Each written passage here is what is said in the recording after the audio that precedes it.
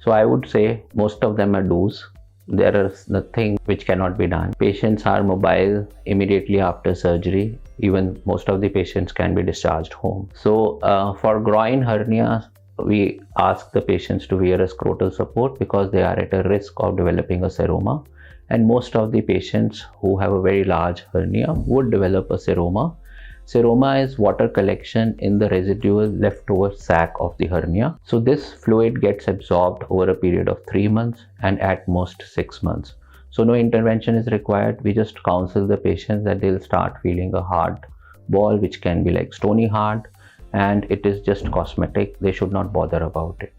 And ventral hernia patients, for about 3 weeks, so as to prevent a seroma, we'll give them an abdominal binder, which helps them walking around easily, getting up from the bed easily, and it is less painful because you have to understand meshes are not very elastic. So the abdominal walls are very elastic. So it's very dynamic abdominal wall, but the meshes are not that dynamic.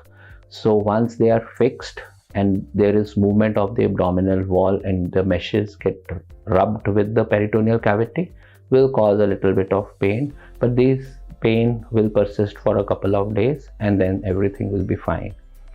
Some older patients can develop a urinary retention after general anesthesia. At most, they'll need a catheterization for 3 days.